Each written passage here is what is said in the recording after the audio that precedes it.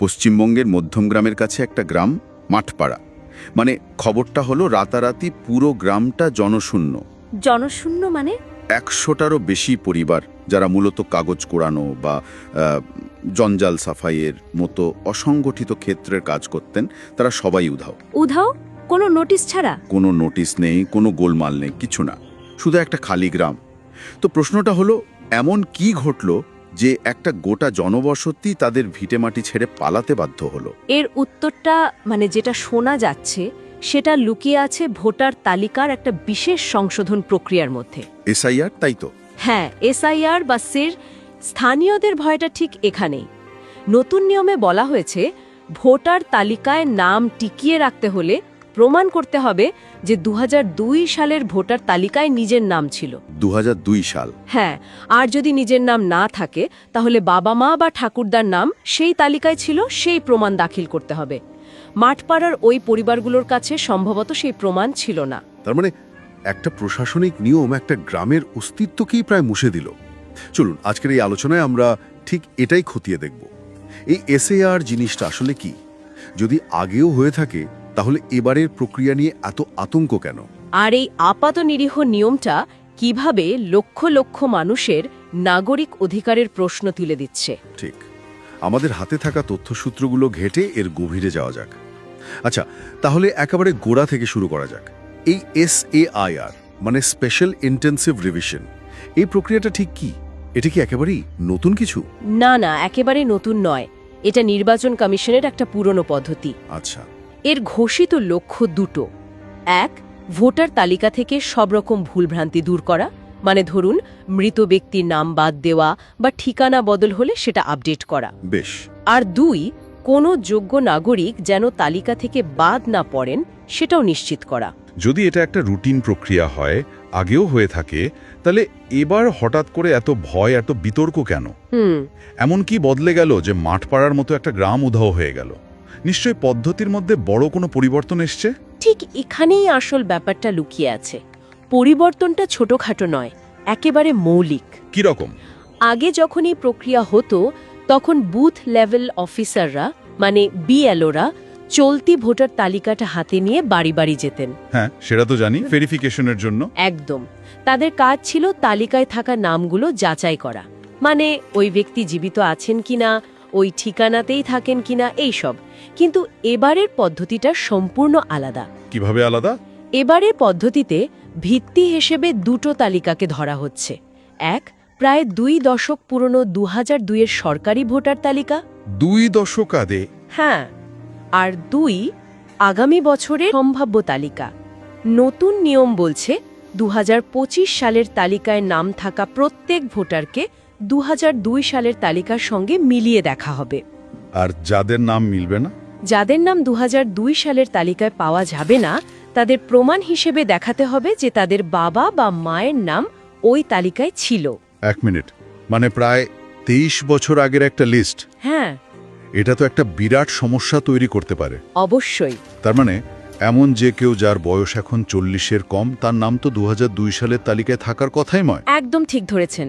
মূলত 18 থেকে 41 বছর বয়সের ভোটাররা সরাসরি এই নিয়মের আওতায় পড়ছেন। ভাবা যায়? ভাবুন, একজন ব্যক্তির জন্ম যদি 1984 সালে হয়, তাহলে 2002 সালে তার বয়স ছিল 18 বছরের কম। ফলে তার নাম ভোটার তালিকায় থাকা তো অসম্ভব। তা তো বটেই।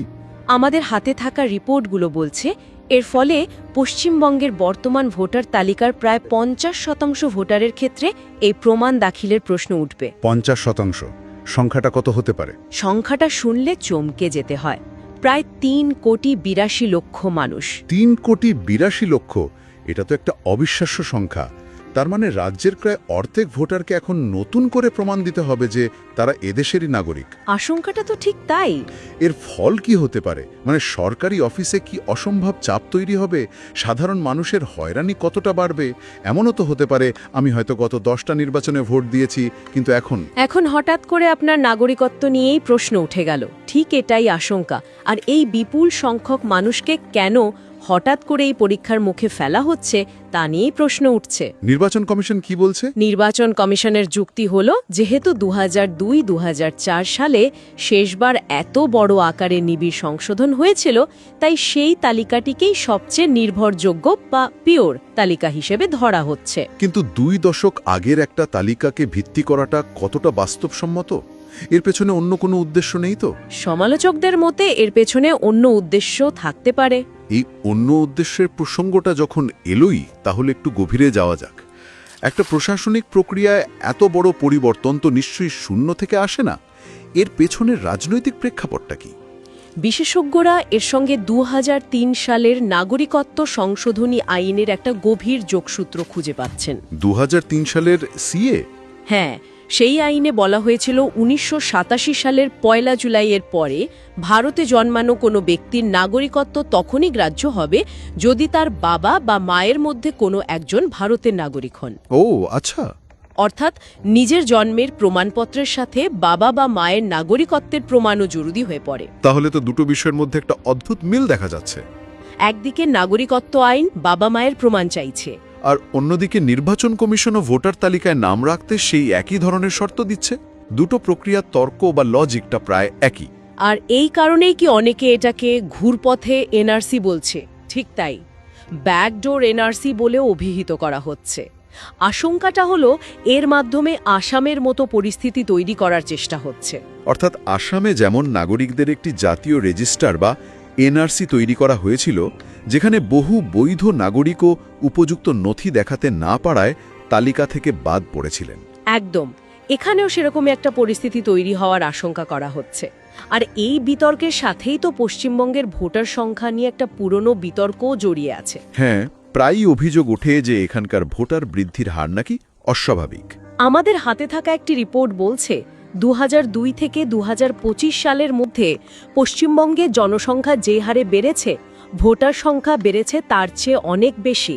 কতটা বেশি? প্রায় 81 লক্ষ অতিরিক্ত ভোটার। 81 লক্ষ? এই অতিরিক্ত ভোটারের ব্যাখ্যা কি দেওয়া হয়?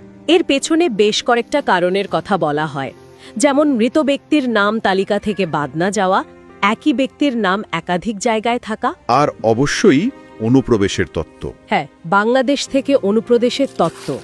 এই শেষ তত্ত্বটি সবচেয়ে বেশি রাজনৈতিক বিতর্কের জন্ম দিয়েছে। আচ্ছা, এখানে একটু থামা যাক। আপনি একটা খুব গুরুত্বপূর্ণ পয়েন্ট তুলেছেন, একই ব্যক্তির নাম একাধিক জায়গায় থাকা। যদি একটা ত্রুটিমুক্ত ভোটার তালিকা তৈরি করাই মূল উদ্দেশ্য হয়, তাহলে এই সমস্যাটা তো সবচেয়ে বড় সমস্যাগুলোর একটা। কারণ এর মাধ্যমেই তো ভুয়ো ভোট দেওয়া সম্ভব, তাই না?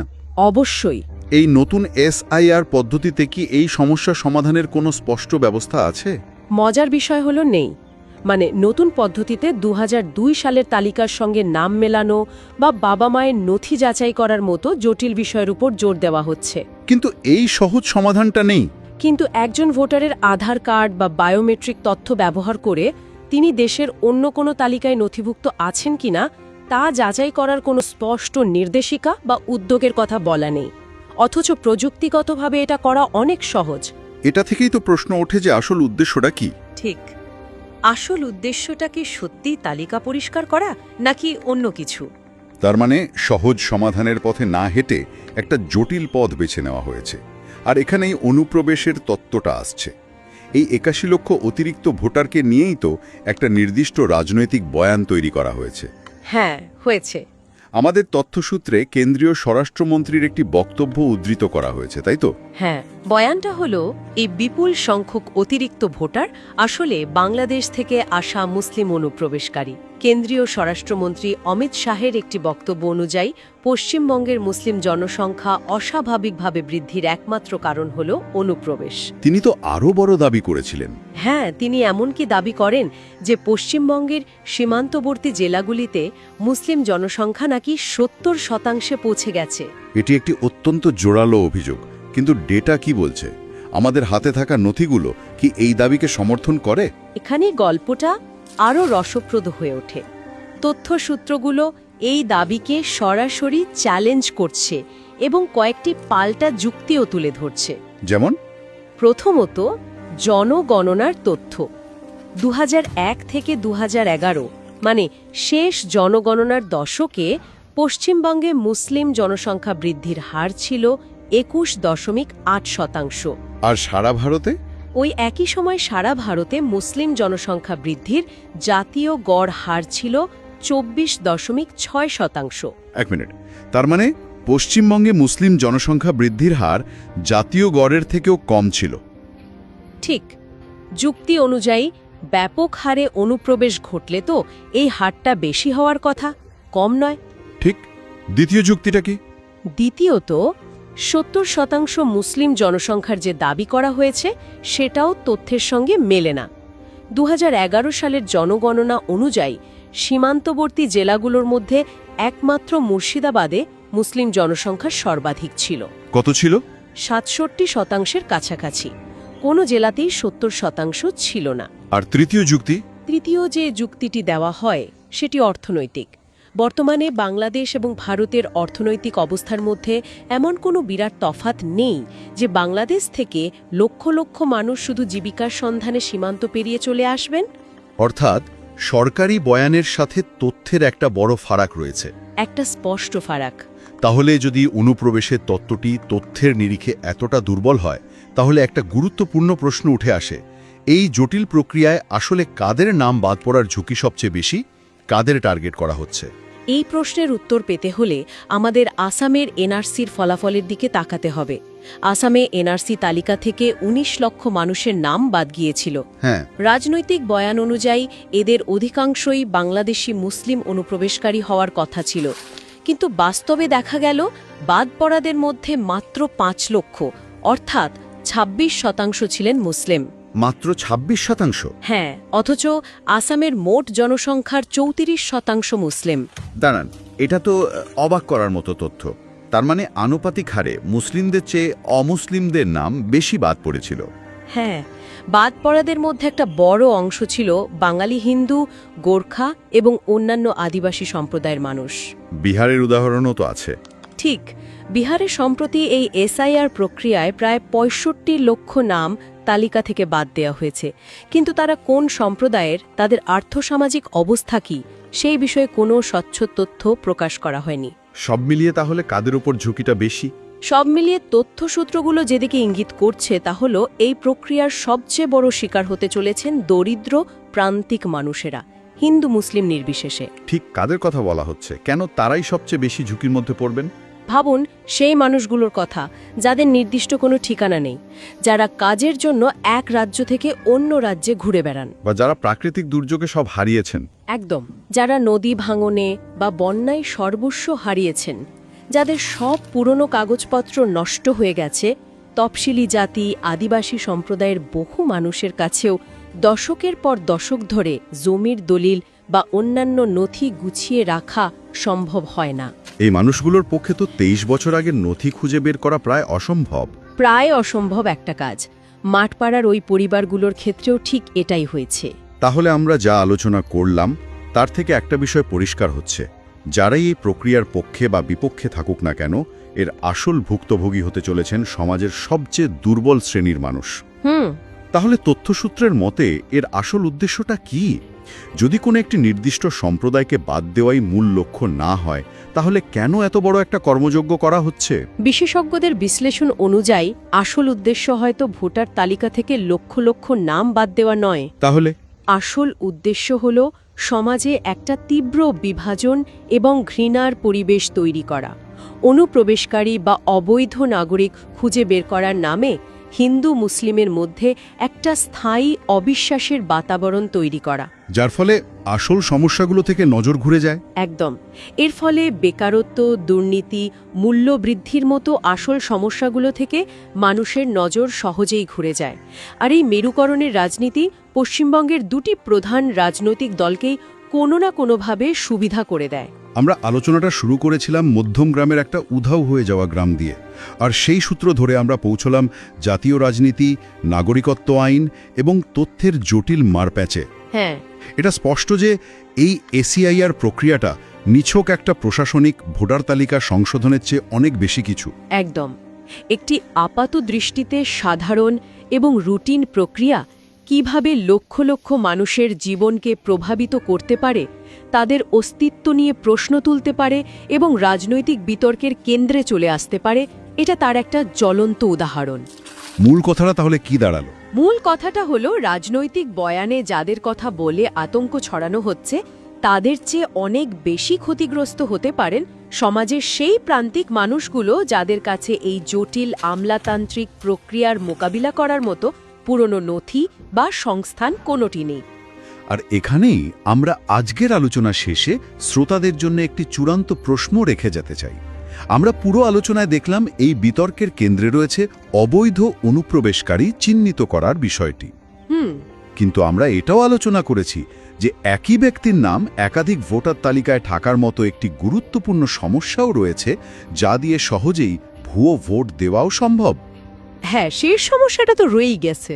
যদি একটি ত্রুটিমুক্ত এবং শুদ্ধ তালিকা তৈরি করাই নির্বাচন কমিশনের ঘোষিত লক্ষ্য হয়, তাহলে এই অপেক্ষাকৃত সহজ প্রযুক্তিগত সমস্যাটির সমাধান না করে কেন 2 দশক আগের নথিপত্র যাচাই করার মতো একটি প্রায় অসম্ভব এবং বিতর্কিত পথ বেছে নেওয়া হলো? এই প্রশ্নটা সত্যি ভাবার মতো। এই প্রশ্নটা নিয়েই ভাবার অবকাশ রইল।